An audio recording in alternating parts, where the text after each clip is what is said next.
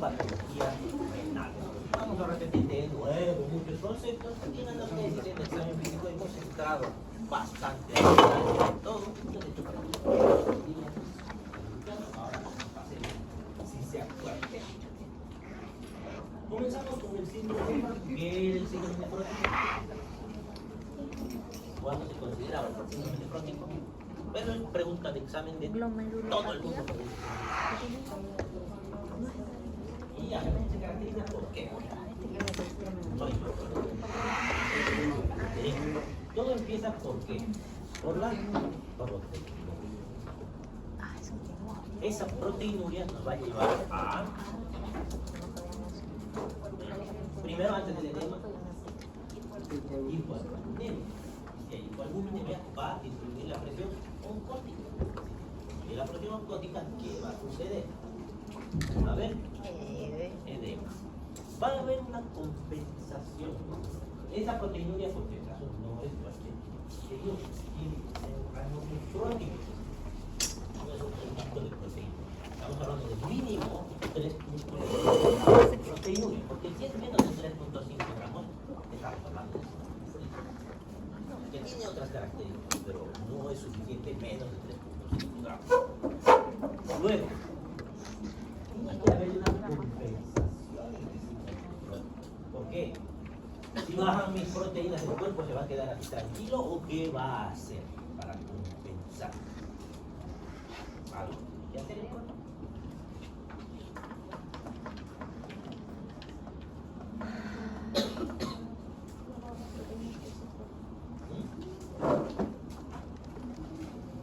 A ver, ¿qué es lo que está pasando? ¿Qué ha sucedido? El glomérulo ha dejado que las proteínas se vayan. Por tanto, ha bajado el nivel de proteínas y provocando todo lo que hemos dicho. ¿Qué puede hacer el cuerpo para compensar? ¿Va a evitar que salgan las proteínas? No va a poder. Algo más va a hacer entonces.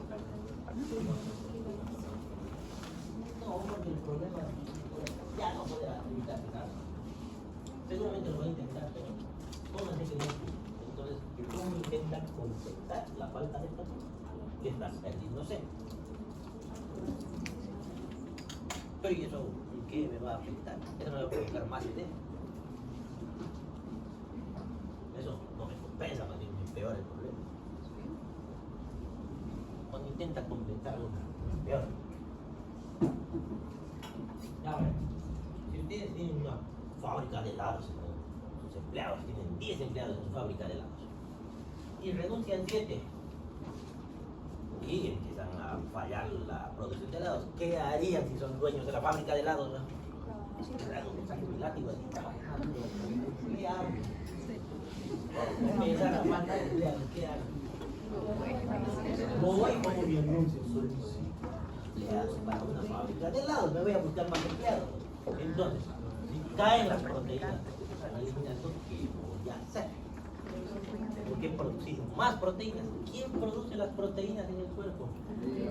El hígado. Entonces, esa es su compensación. Voy a producir más proteínas. Hay un problema cuando se produce más proteínas. Porque el hígado no solamente produce proteínas. Y ahí viene la apoproteína. Entonces, ¿qué va a pasar? El hígado no solo va a producir proteínas, va a producir otras cosas más que se producen junto con esas proteínas. El mecanismo fisiológico no hay, pero produce lipoproteínas. Entonces, no solamente va a producir proteínas, va a producir colesterol y triglicéridos, lípidos. Entonces, ¿qué me voy a encontrar en el laboratorio de ese paciente? Me voy a encontrar hipoalbuminemia y me voy a encontrar hipertrigliceridemia. ¿Ya? Y con eso se construye todo lo que es el síndrome nefrótico. Bueno, creo que me he adelantado, ya no hay nada más que decir. El síndrome nefrótico es una glomerulopatía. Si hablamos de glomerulopatía, ¿dónde decimos que está el problema? En el glomérulo. Con aumento de la permeabilidad capilar glomerular a proteínas blancas.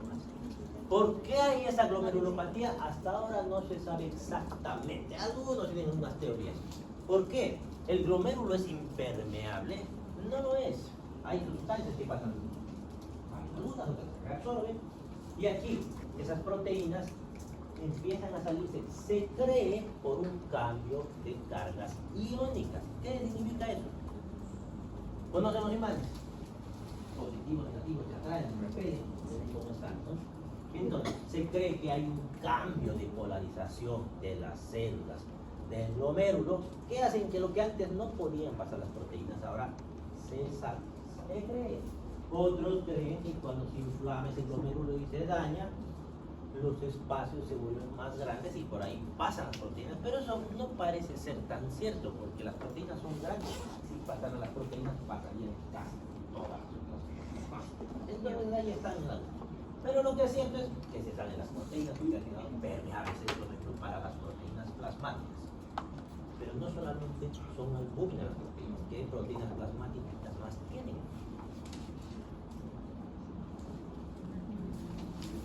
Aparte de la albúmina, ¿qué más? Cuando tienen una electroforesis, ¿qué más informa el equipo de laboratorio? Solo albúmina tienen un cuerpo. ¿Y de dónde salen las proteínas? Aminoácidos, pero se forman otras cosas más. Las inmunoglobulinas. ¿Qué son las inmunoglobulinas? ¿Cuáles son?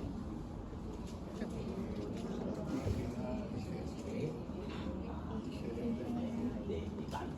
¿Ya?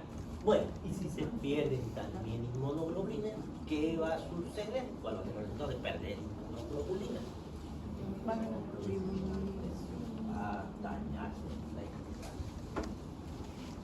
Entonces, se caracteriza clínicamente, y esto siempre preguntan en el examen, por proteinuria rango nefrótico, más de 3.5 gramos en 24 horas. ¿Y cómo voy a saber cuánto orina un paciente de proteínas en 24 horas? Con una sonda. La diuresis. ¿Cómo se toma la diuresis? ¿Cómo le piden la diuresis a un paciente de 24 horas? Por sonda. Señor, ¿cuánto orina? 4 horas, le digo. Podría, ¿no? Pero, bueno, son un paciente. ¿Cuáles son los problemas de columna? ¿Se pondrían ustedes la sonda? ¿Por qué no se pondrían? Tienen proteínas. ¿Por qué no se ponen? A ver, primer motivo.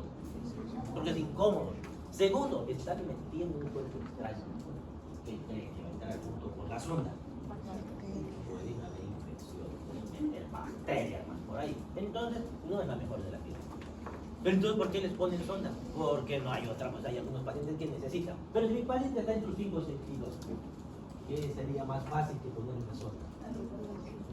¿Ah? Eso, que orina de un lado y esa orina va juntando en 24 horas sin desperdiciar orina. Entonces, voy a obtener algunos datos. Primero voy a saber cuánto está orinando realmente en 24 horas. Que no se olvide, que no vaya a orinar a otro lado. Y lo voy a tener. Luego, de esa orina mando y voy a obtener la proteinuria de 24 horas, la van a hacer en el laboratorio. Y además, voy a saber el clearance de creatinina. Esos dos laboratorios se piden por clearance o aclaramiento de creatinina y proteinuria de 24 horas. Eso tiene que ser en un frasco más o menos. Yo vayan a llevarme con un interno en el primer año de experiencia, hace proteinuria al paciente, le digo. Estaba caminando por el pasillo con una bolsa negra goteando orina por todo el pasillo. Entonces, pregunten al laboratorio si no saben más. Y ellos van a explicar cómo tienen que hacer el laboratorio. Todo pregunta. Luego de la proteinuria de más de 3.5 gramos al día, tiene que haber hipoalbuminemia, de menos de 3 gramos por decilitro. Y eso también tiene que haber edema generalizado, que es el agasallo. Y va a haber la dislipidemia, porque hay la dislipidemia ya no se mencionó. ¿Qué significa dislipidemia? Porque ahí no dice hiperlipidemia. Desbalance. Dislipidemia se encarga de englobar todos los problemas de los lípidos. Que suban, que bajen, todos. Dices, está falla. Pero en general esto es que sube. Y si tengo más lípidos, ¿lo voy a orinar? Entonces puedo haber lipiduria. ¿Qué es eso?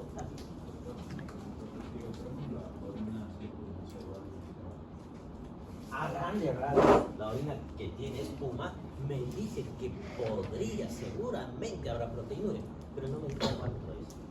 No me dice si está. Pero en la anamnesis ya me dice tiene proteinuria a este paciente. toca saber cuánto exactamente de producir voy a entrar. Bien, también la glomerulopatías primarias producen, las causas de este síndrome. Glomerulopatías primarias. ¿Qué significa esto? Que es una patología que afecta directamente al glomérulo y desde ahí comienzan los problemas, que son 70% de los casos en adultos. Luego tenemos, ¿qué patologías son estas? La glomerulopatía de cambios mínimos, la glomeruloesclerosis segmentaria, la glomeruloesclerosis focal. Esto más o menos les doy a grandes rasgos, porque hay una montonera. Van a encontrar una tabla cuando ven en el internet, que es una montonera de patologías bastante raras. Este es el tema que menos me gustaba estudiar en medicina, en la universidad, pero no en semiología, en medicina. Ya, voy adelantando, tenía que memorizar. Glomerulopatías secundarias, que son el 30% en adultas, asociadas a enfermedades sistémicas. ¿Qué significa esto? Que el paciente tiene una enfermedad que no es del glomérulo como tal, es otra enfermedad. Por ejemplo, tengo un lupus, tengo una diabetes, y esa enfermedad termina dañando de forma secundaria al glomérulo.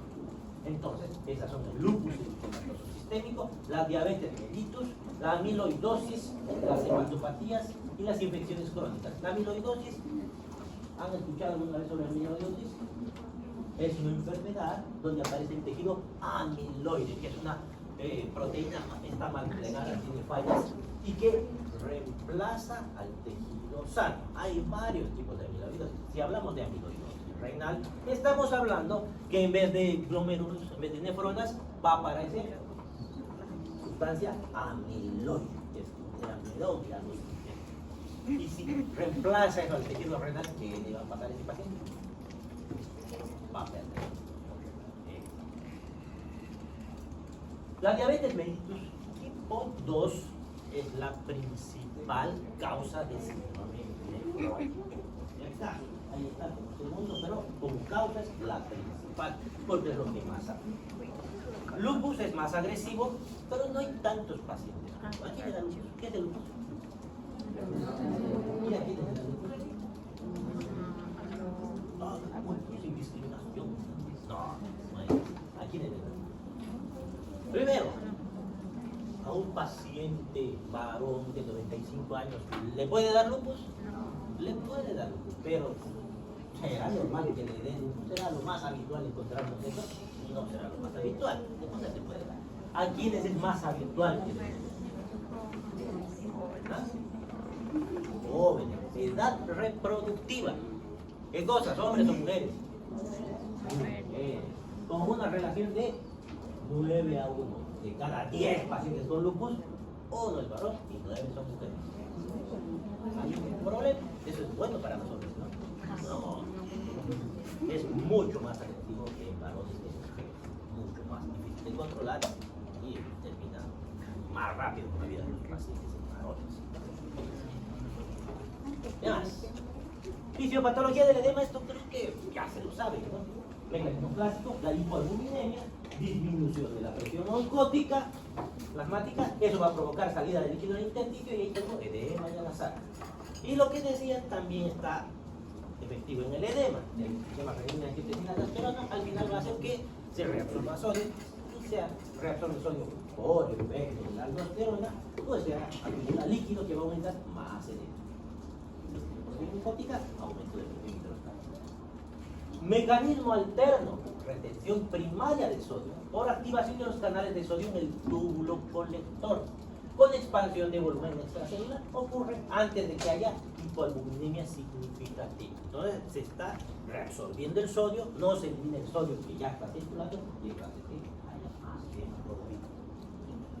Alteraciones asociadas, pérdida urinaria de proteínas funcionales, albúmina, transferrina, globulinas ligadoras hormonales.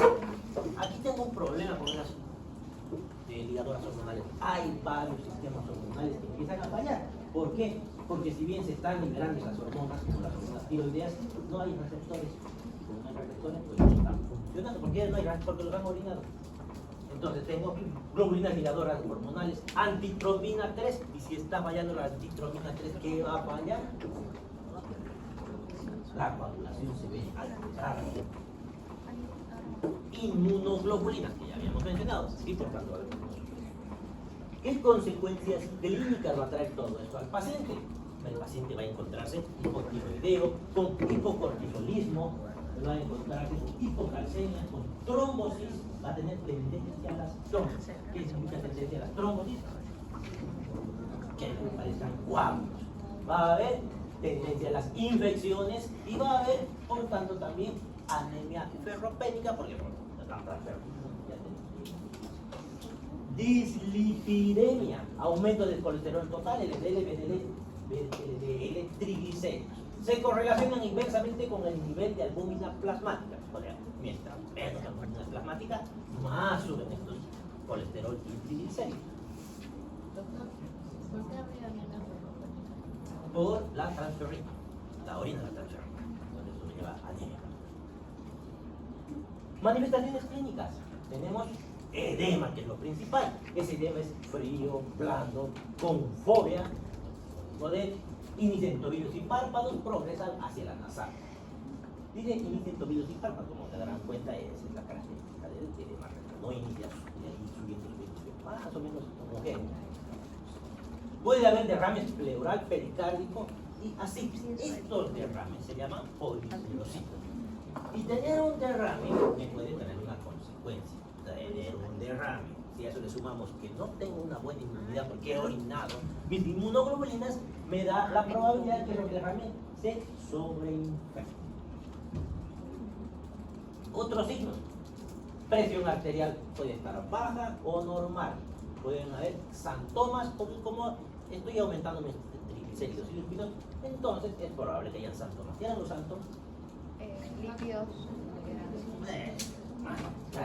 Párpados más que todo. Uñas de mueble, que son bandas blanquecinas por hipoalbuminemia. Diagnóstico clínico y de laboratorio. ¿Cómo voy a diagnosticar? Exámenes claves, ya hemos dicho, proteinuria de 24 horas para demostrar que hay más de 3.5 gramos de protealbumina al día. Hipoalbuminemia en mi química sanguínea e hipoproteinemia en general. Sedimento nefrótico.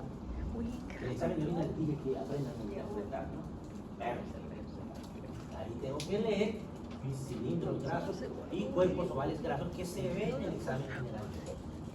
Dislipidemia confirmada por perfil lipídico más química sanguínea. Estudios, ya sé que está el síndrome nefrótico, ahora quiero saber qué está provocando ese síndrome nefrótico. ¿Para qué quiero saber qué provoca el síndrome nefrótico? Porque mientras no sepa quién está provocando, no le puedo dar un tratamiento. Necesito tratar. Entonces, ahí le piden estudios etiológicos, como FAN, anti-DNA, ANCA, serología para hepatitis B, C, VIH y VDR. Significa que todos estos pueden producir la hepatitis, el VIH y el VDR, ¿para qué es? ¿Ah? VDR. Un VDR. ¿Ah? ¿Qué enfermedad se diagnostica? Eso. Y estos otros, FAN, anti-DNA, ANCA, FAN, anti-DNA, ANCA, ¿para qué son? Eso nos ayuda a diagnosticar enfermedades autoinmunes, más que todo el lupus. Pero en general la batería reumatológica se llama esto, y no son los únicos, hay más. No dan diagnóstica de nada. Nos dicen probablemente hay una enfermedad autoinmune y probablemente sea esto. Y van a tener el complejo interpretable. Complicaciones infecciosas y tromboembólicas, infecciones frecuentes, peritonitis bacteriana, por el estreptococo neumoniae, celulitis y infecciones virales. ¿Por qué celulitis? Porque si tengo edema, ese edema es estasis de líquidos, sumado a que me faltan inmunoglobulinas, es más probable que se sube. Lo mismo que pasa con ellos. Infecciones urinarias, por lo mismo, infecciones virales. Mecanismos: pérdida de inmunoglobulinas, disfunción linfocitaria, los linfocitos T también se encuentran mal. Déficit de zinc y transferrina. Complicaciones trombóticas. Trombosis en la vena renal. Bueno, trombosis. En las venas ilíacas, en arterias coronarias y en cerebral. Si tengo trombosis en arterias coronarias, ¿de qué estoy hablando? Trombosis en arterias coronarias. Coronarias, perdón. Este sí era el hígado, ¿no? Y coronarias. Bien, claro. Entonces, Entonces es otra causa de infarto del miocardio y de ACV isquémico. Factores, hemoconcentración. ¿Por qué hay trombosis? No solamente es una cosa, es la suma de eventos. ¿Por qué hemoconcentración? ¿A qué se refiere la palabra hemoconcentración? Por la... Estoy perdiendo líquido. ¿Hacia dónde estoy perdiendo líquido? Si no se supone que estoy reabsorbiendo sodio, ¿cómo voy a perder líquido? Ah, se está yendo al intersticio. ¿Dónde hay menos líquido entonces? ¿En el espacio intravascular. Y si tengo menos líquido, todo está concentrado. Y si todo está concentrado, mi viscosidad sanguínea va a aumentar. Y si todo está más viscoso, es más probable que se formen trombos, sumado al otro problema de las plaquetas de la nitromina 3. Y va a haber una hiperfiltrogenia también, similar a lo de los líquidos. Complicaciones renales y evolución. Puede evolucionar a una insuficiencia renal aguda. ¿Por qué insuficiencia renal aguda? Por hipovolemia severa. Entonces hemos dicho, tengo mucho líquido, pero ese líquido se está yendo a tercer espacio. Entonces el líquido circulante en mis vasos sanguíneos disminuye. Y si tengo menos espacio circulando, significa que hay menos gasto cardíaco. Si baja mi gasto cardíaco, todos mis órganos van a ver disminución. Y entre ellos el riñón. Y por tanto es una causa de insuficiencia renal prerrenal, que vamos a hablar un poco más adelante. ¿Qué significa eso? También puede haber necrosis tubular aguda inducida por diuréticos. A veces necesitamos diuréticos para mejorar todo esto y terminamos empeorando al paso. Insuficiencia renal crónica. En este decimos aguda, porque esto lo puedo revertir. Puedo mejorar un poquito, poner albumina, resuelvo el problema. Pero en este caso ya no puedo resolver el problema, ya tengo que alistarme para que el paciente dialice en algún momento. Riesgos elevados de un síndrome nefrótico persistente, excepto en la enfermedad de cambios mínimos. Factores de progresión: hipertensión arterial, edad de más de 60 años, proteinuria sostenida y el tipo de neuropatía. Todo eso me puede llevar a terminar en una insuficiencia renal crónica, que más adelante vamos a ver que ya no es el mejor término, ya hemos cambiado de término y hemos cambiado de nombre. Pasamos a hablar del síndrome nefrítico agudo. Entonces, viene el ensayo, lo que les voy a preguntar es ¿qué es el síndrome nefrítico? ¿Cuál es el nefrótico? Les voy a poner un caso clínico y diagnóstico. Nefrótico, enfermedad crónica, ¿qué será? Definición: el síndrome nefrítico agudo es una glomerulopatía inflamatoria. Entonces, está inflamado el glomérulo. Y eso me va a llevar a una hematuria que puede ser microscópica o macroscópica. Voy a tener hipertensión arterial. Voy a tener edema por retención arterial. Si no salida, voy a tener oliguria. Voy a tener menos de 460 al día. Voy a tener una proteinuria leve a moderada. Significa que no llego al rango nefrótico. Tengo proteinuria, pero no llego a los 3.5 gramos de proteína. Entonces, esto lo que conforma el síndrome nefrítico, que tiene varias diferencias con el síndrome nefrítico. Puede evolucionar este síndrome nefrítico a una insuficiencia renal aguda. Y la triada clásica, lo que siempre preguntan en los exámenes es triada del síndrome nefrítico: hematuria, hipertensión y edema. Lo que en el síndrome nefrítico, ¿qué era? Proteinuria, hipoalbuminemia y edemas. Aquí es hematuria, hipertensión y edemas. Etiología: causas principales del síndrome nefrítico. Glomerulopatías primarias proliferativas, que son las más frecuentes. Glomerulonefritis postinfecciosa. De estas, la postestreptocócica. Significa que un paciente que ha tenido una faringoamigdalitis pulsácea hace unas 2 semanas, un poquito más, puede llegar a ser como reacción a un síndrome nefrítico. Puede ser por virus, por parásitos. No solamente la amigdalitis pulsácea, también lesiones en pie con respecto a nefropatía por inmunoglobulina A es el síndrome de Berger. Y la púrpura de Schoen-Henoch. Y vamos a ver, les dije que eran complicados. Luego, el lupus eritematoso sistémico, el síndrome urémico hemolítico, la panarteritis nodular, el Gutt-Pastur, las crioglobulинemias, la enfermedad de Churg-Strauss y algunos otros más. Fisiopatología y mecanismos inmunológicos. Va a haber un depósito de inmunocomplejos en el glomérulo. Porque hemos dicho, por ejemplo, en el caso del estreptococo, tengo una infección por estreptococo y tengo una reacción cruzada, algo similar a lo que pasaba en la fiebre reumática. O similar pasa ahí.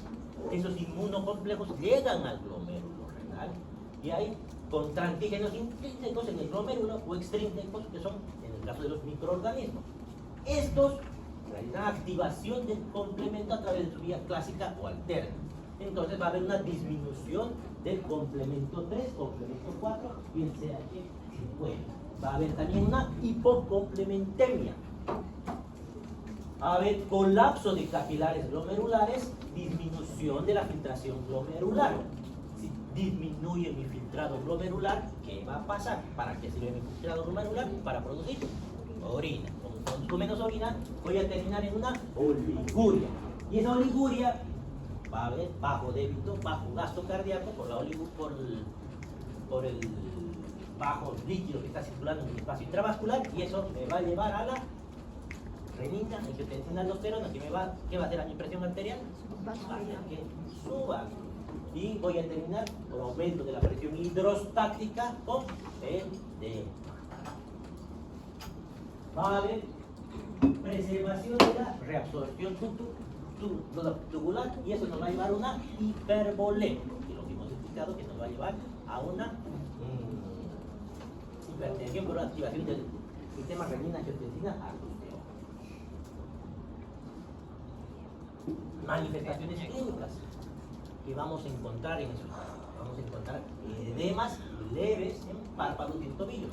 Voy a encontrar hipertensión arterial por expansión del volumen por el sistema renina-angiotensina. Voy a encontrar una hematuria macroscópica en el 30% de los casos y microscópica en el resto. Voy a encontrar una orina rojiza o amarronada.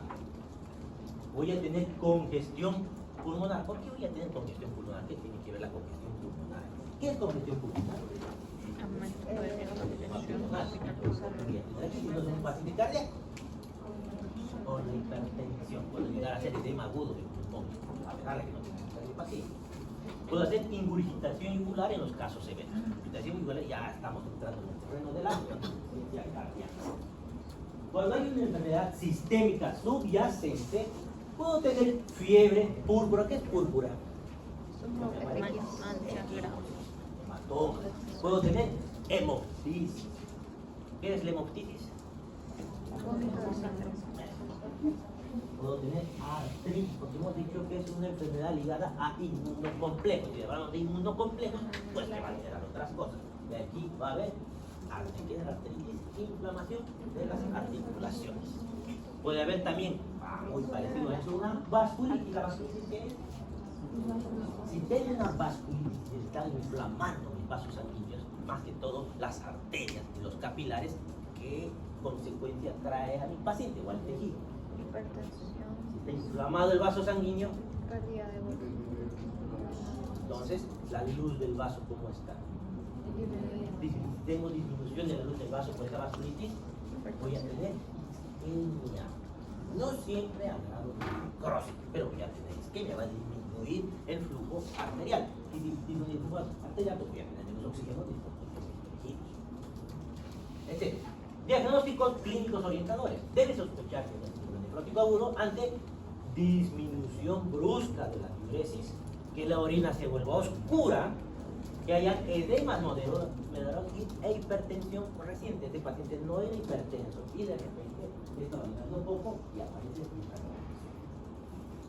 Puede existir una forma incompleta sin anasaca y sin hematuria visible, que es la hematuria microscópica.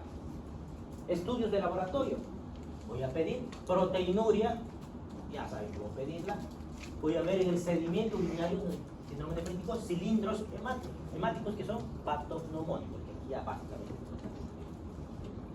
hematuria dismórfica y acantocitos.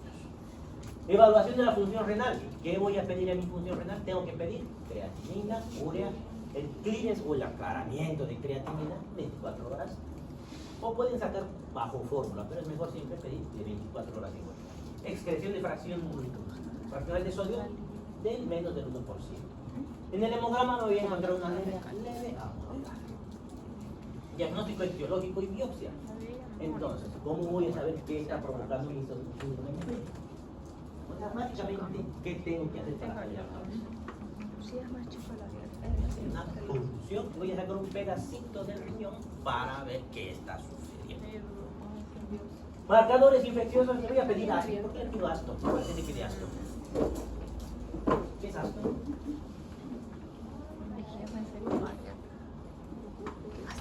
Antihistamínico. ¿Para qué pido eso? Enfermedades infecciosas. ¿Ah? Enfermedades infecciosas. Específicamente igual. Eso, exacto. ¿Y para qué se pide más que todo esto? Más que para eso, ¿para qué piden? Cuando sospechan de Cardiología. Reumática. voy a pedir complemento. Y mi complemento, el complemento 3, va a estar baja. Bien, voy a decir que es secundario a este otro. ¿Sí? Marcadores autoinmunes, FAN, anti-DNA, ANCA. ¿Para qué era eso? Era el perfil reumatológico. Me hace pensar en un poco de otras enfermedades autoinmunes. Antimembrana glomerular, iguales. Un anticuerpo que está destruyendo. Y trioglobulinemia. Ahí pido las trioglobulemias. Y voy a pedir una biopsia renal. No les voy a pedir a todos. En general se pide biopsia renal a los pacientes que tienen más de 1000 años. Menos de 10 años se asume la causa y no se hace biopsia. Entonces voy a hacer biopsia renal en hipocomplementemia persistente, en insuficiencia renal aguda con una progresión rápida, que en muy poco tiempo está cayendo su filtrado glomerular. Cuando hay signos clínicos persistentes por más de 4 semanas, aunque no esté llegando todavía a la insuficiencia renal. Estudio histopatológico orienta pronóstico y tratamiento. Ahí voy a saber qué tan malo está mi paciente, cuánto es su tiempo de sobrevida. Complicaciones asociadas a hipervolemia y a disminución del filtrado glomerular, que es la insuficiencia renal aguda, insuficiencia cardíaca congestiva, edema agudo de pulmón, encefalopatía hipertensiva. ¿Qué será la encefalopatía hipertensiva? ¿Qué es encefalopatía? Enfermedad de... Si mi encéfalo funciona mal, ¿cómo me voy a dar cuenta que ese paciente está con encefalopatía? ¿Para qué sirve su encéfalo? Entonces van a tener alteración de la conciencia, obra de psiquia, van a tener cefalea si quieren, y alteración de la motricidad pueden llegar a tener. ¿Y por qué es eso? Pues ese paciente que está hipertenso. Y se tiene encefalopatía hipertensiva, ¿qué tipo de crisis hipertensiva es? ¿Se acuerdan cómo se clasifican las crisis hipertensivas? Dos. ¿Cuáles son? Hemos llevado recién hemos dado exámenes. Primaria. Crisis hipertensiva. No clasificación de hipertensión. ¿Qué significa crisis hipertensiva? En urgencia y En un momento a otro está subiendo de golpe mi presión. Entonces, Emergencia y ¿qué dos emergencia. situaciones tengo? La urgencia y la... Entonces, ¿cuál es encefalopatía? Significa que hay daño en el órgano ya. Y si es una emergencia hipertensiva, ¿cómo le voy a bajar la presión?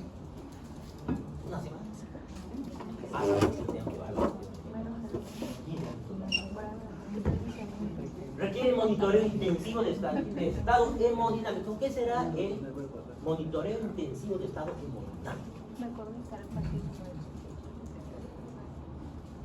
Hemodinamia, ¿qué es? Pero eso cómo se monitoriza en un paciente. Ustedes pueden monitorizar eso en un paciente o necesitan una terapia intensiva, ambulatoria. ¿Para qué si tengo muchos internos que están por ahí? No pueden ser bien. Entonces, ¿qué es lo que tendrían que medir los internos? O los médicos, o quien sea que mida. ¿Cuáles? Hemodinamia, presión arterial, frecuencia cardíaca, saturación. Eso es hemodinamia. Y función renal. Necesito ver cómo está esa función renal. Todos los días. ¿Listo? Pasamos al último capítulo del tema de hoy, que es la insuficiencia renal.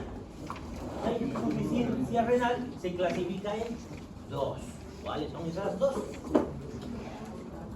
Aguda y crónica. Definición general, ¿qué es? Es la pérdida progresiva de la función excretora y reguladora del riñón. Como se darán cuenta, ¿qué es la función excretora? Es lo que el paciente Elimina. orina. Y la regulación del riñón, ahí entran algunas otras cosas, ¿no? Como que Producción de ¿qué proteínas. regula el riñón? Proteínas. Hormonas. Eso, ¿qué más? Electrolitos, ¿qué va a hacer ahí? La presión. Eso. Ya, está bien. Clasificación: insuficiencia renal aguda, insuficiencia renal rápidamente progresiva y la insuficiencia renal crónica. Ese está en medio, está en el grupo. Terminología actual: se sugiere sustituir insuficiencia renal por enfermedad renal. Esos son lo que dicen las guías de nefrología de los últimos años. Esto acostúmbrense, yo estoy bien para acostumbrarme con ustedes. Bien. Expresa daño renal aún sin deterioro manifiesto. ¿Qué significa? Que el paciente no puede no tener nada, pero tener alteraciones, porque ya tenga una creatinina elevada, aunque todavía no tenga edema ni anemia ni nada. Insuficiencia renal aguda. Deterioro abrupto, que puede ser en horas o en pocos días, potencialmente reversible. Cuando es aguda, puedo intentar revertir lo que ha llevado a esa insuficiencia renal aguda para reparar el daño parcialmente. Y que ese paciente, ¿por qué quiero revertir esto? Porque si no revierto, ¿qué va a pasar? ¿Qué va a necesitar ese paciente para vivir? Diálisis. Aunque sea aguda, van a necesitar diálisis. Entonces, lo último que quiero es llegar a diálisis, porque eso me aumenta la mortalidad. O si no, por lo menos hacer la menor cantidad de diálisis. Es una elevación de la creatinina el 50% de la basal. ¿Qué significa de basal? Cuando mencionas el término basal, ¿qué es? De la basal. ¿Ah? Lo que normalmente es. Lo que normalmente es. Pero ¿por qué nos dice si es 1.4 el máximo, lo partimos en 2 y ahí le sumamos? Porque puede Basal de variar. cada paciente. Por eso hay seguimiento. También es oliguria de menos de 400 ml en 24 horas. Ahí estamos hablando de insuficiencia o enfermedad renal aguda. Criterios de la ACI del 2002. Es la liga de reducción de la función renal en menos de 48 horas o 48 horas con aumento de la creatinina de por lo menos 0.3 miligramos por decilitro o 50% de la basal por 48 horas. Oliguria de menos de, pero no era 400, ¿cuánto era la diuresis normal? En esto. 1 ml kilogramo peso. Entonces, si tengo menos de 0.5 ml kilogramo peso en menos de 6 horas, entonces estoy hablando que estoy entrando en los criterios ACI 2002. Síndrome urémico. Si tengo ¿para qué sirve el riñón? Su principal función es eliminar el líquido y algunos tóxicos como la urea, que es el más importante. La urea hace daño al cuerpo. Como mi riñón no está funcionando, no la puede eliminar esa urea. Y si se empieza a acumular, me va a traer signos y síntomas. Y a eso le llamamos síndrome urémico. Significa todo lo que aparece como consecuencia de que esa urea esté aumentada. Aparece cuando la depuración de creatinina es menor a 10 a 15 ml por minuto, que es lo que debería estar en 120 normalmente. Conjunto de manifestaciones sistémicas. ¿Cómo cuáles? Generales. Este paciente con síndrome urémico va a estar con fatiga. ¿Tiene fatiga? Sensación de No, cansancio. voy a matar. Eso es para los pacientes. ¿Qué era fatiga? Eso, no es falta. ¿Qué era sensación de falta de aire? Voy a tener astenia. ¿Qué era astenia?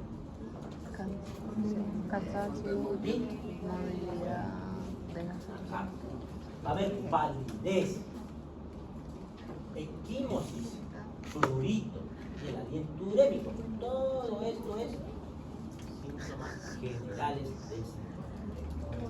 Digestivos. El paciente va a tener anorexia, náuseas, vómitos, hipócrisis. Sin bulto es el neuromusculares, debilidad, calambres, parestesias en miembros inferiores, irritabilidad y disminución de líbido. Neurológicas, somnolencia, asterixis, convulsiones, coma. El asterixis como evaluar. Básicamente le pedimos al paciente que extienda la mano así, que haga extensión dorsal de los dedos. Y una vez que hace el paciente, nosotros le hacemos esto. Y al hacer esto, sin lastimarle por si acaso. Al hacer esto, hace unas contracciones. Es decir, no es un temblor, no es que haga así. Hace unas contracciones. Apenas le dan.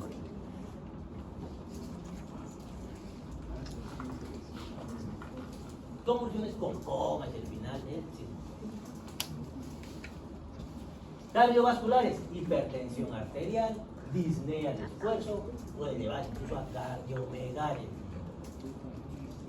Síndrome urémico, consecuencias hematológicas, anemia por el déficit de eritropoyetina, hemorragias digestivas, hay alteración de la coagulación y trastorno plaquetario, en una trombocitopatía urémica. Dice trombocitopatía, no dice trombocitopenia. ¿Qué es una trombocitopatía? Es una enfermedad de las plaquetas. No disminuye las plaquetas, pueden estar normales. Lo que pasa es que no funcionan bien, pierden adhesividad. Están ahí circulando, pero no hacen lo que tienen que hacer. Y lo que tienen que hacer cuando hay un sangrado, se pegan entre sí para formar el cuerpo. Insuficiencia renal rápidamente progresiva, es decir, que está en el intermedio entre aguda y crónica. Pérdida rápida y progresiva de la función renal en semanas o pocos meses. Salud. Forma intermedia entre la insuficiencia renal aguda, que es reversible, y la insuficiencia renal crónica, que ya es irreversible. Asociada a daño renal grave y potencialmente irreversible si no se trata de forma precoz. Principales causas: glomerulonefritis rápidamente progresivas. Vamos a hacer una biopsia y ahí nos vamos a encontrar las semilunas glomerulares, lo cual básicamente nos dice que es esto. Asociaciones frecuentes: vasculitis sistémica, enfermedad de antimembrana glomerular, que se llama enfermedad de Goodpasture, lupus eritematoso sistémico. Manifestaciones clínicas y diagnósticos. Síntomas: voy a encontrar oliguria, el síndrome nefrítico, con todo lo que hemos dicho, edemas, laboratorios con aumento progresivo de urea y creatinina en semanas, de la otra manera en 48 horas. Diagnóstico: anamnesis, examen físico, ecografía renal. ¿Qué es lo que veo en la ecografía renal? Tengo que ver básicamente el tamaño del riñón, y no solamente el tamaño, sino la relación de la corteza con la médula renal, para que no atrofie. Luego, biopsia renal. Importancia: tratamiento precoz con inmunosupresores que pueden asociarse también a plasma fértil. ¿Qué será plasma fértil? Es algo que probablemente no hayan escuchado hasta ahora. Yo saco la sangre del paciente y me deshago de los inmunocomplejos, de las inmunoglobulinas, para que no haga reacción autoinmune del paciente. Se hacen las máquinas de diálisis, básicamente. ¿Y los inmunosupresores para qué serán? Como la ciclosporina, por ejemplo. ¿Qué hace? ¿Ve? Atontan la inmunidad. ¿Para qué? Para que no reaccionen contra el mismo cuerpo, porque ese es el problema. Vamos a hablar de enfermedad renal crónica. Definición: deterioro progresivo, lento e irreversible de la función renal. Se desarrolla a lo largo de meses o incluso de años. La principal causa es lo que más acabo de definir hace 10 minutos, creo. La principal causa de enfermedad renal crónica, ¿qué patología es? La diabetes tipo 2. Implica disminución del filtrado glomerular y daño estructural renal. Causas: nefropatías glomerulares crónicas, nefropatías intersticiales, enfermedad poliquística renal. ¿Qué les dije que era enfermedad poliquística renal? Se llena de quistes y esos quistes van reemplazando al tejido renal. nefroesclerosis hipertensiva, complicaciones de diabetes mellitus. Básicamente la causa más importante es esta. Nefroangioesclerosis hipertensiva significa que otra causa importante es la hipertensión arterial, el asesino silencioso. Manifestaciones clínicas de enfermedad renal crónica: estado general deteriorado, voy a tener astenia, fatiga, pérdida de peso, a no ser que comience a hacer edemas. Empiezo a encontrar palidez, un tinte amarillento, prurito, equimosis. Ya hemos mencionado todo eso. ¿Por qué? Hipertensión arterial lo hace muy frecuente. Es más, la regla es que haya hipertensión en los pacientes renales. Síndrome urémico en etapas avanzadas, puede tener náuseas, vómitos, alteraciones neurológicas, alteraciones de estado de conciencia, tal como. Diagnóstico y evolución de la enfermedad renal crónica. Laboratorios tienen que basarse en creatinina elevada, en proteinuria persistente y en urea elevada. Ecografía renal, riñones pequeños, están hipotróficos y con una pérdida de diferenciación córtico-medular. Veo la diferencia entre corteza y médula y ahí se ve más atrofia. Significa que casi no tengo glomérulos. Biopsia renal útil en casos seleccionados, por ejemplo, en una diabetes casi ni es necesaria. Evolución progresiva hacia la insuficiencia renal terminal con necesidad de diálisis o trasplante. ¿Cuándo decido dializar a un paciente? Eso, les digo como curiosidad, no entra en mi examen, pero siempre que preguntan en el hospital, nadie sabe de los internos. Cuando la creatinina llega hasta 10, cuando la urea llega, algunos textos dicen hasta 160, otros dicen hasta 200. Si tengo un paciente con 210, pues tiene que dializar. Si hay una creatinina más de 10, tengo que dializar. Una acidosis metabólica secundaria, esto tengo que dializar. Una hipercalemia, ¿qué es la hipercalemia? Hipercalemia severa de más de 7.5. ¿Por qué? ¿Qué pasa con el potasio? ¿Qué pasa? Sube mucho. Bueno, arritmia y parada cardíaca, sí. Y como no tiene por dónde eliminarse,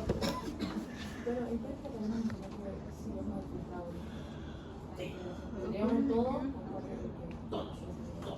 Cualquiera de esos no es la suma. Cualquiera de esos varias. Y filtrado glomerular, de menos que tenemos que finalizar. Ya.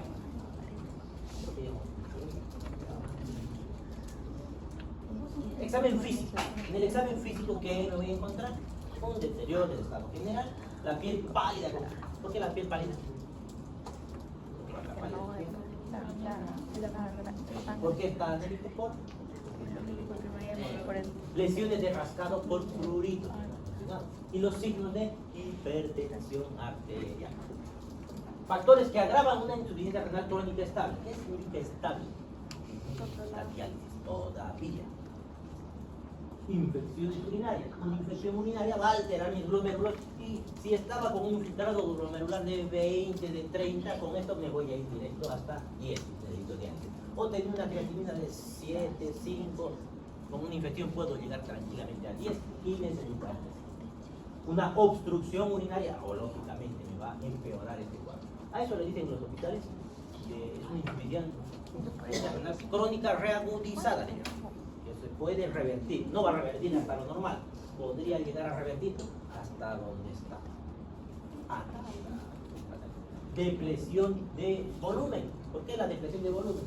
¿Qué significa depresión de volumen? Eso, ¿y por qué puede haber pobre? Fuera de sangrado. ¿Qué me puede llevar hipócrita? Quemaduras, por eso sería trágico, pero sí puede ser. ¿Qué más? ¿Y junto con eso qué más? ¿Dónde pierde líquido? ¿Qué es lo más frecuente de perder líquido? ¿Por dónde pierde líquido ustedes cuando se enferman? Diarrea y vómitos. Tengo diarrea y vómitos, puedo deshidratarme. Tengo depresión de volumen y eso me empeora a través de una insuficiencia renal. Hipercalcemia, nefrotóxicos o algunos medicamentos. Conclusiones: insuficiencia renal puede ser aguda o crónica. El síndrome urémico es la expresión clínica más importante porque es lo que me va a traer los signos y síntomas, y el reconocimiento temprano es esencial para dar un soporte y terapia de reemplazo renal. Y listo. Ya ves. Ver cómo ya. Pero no, dije, ahora la que tú quieras,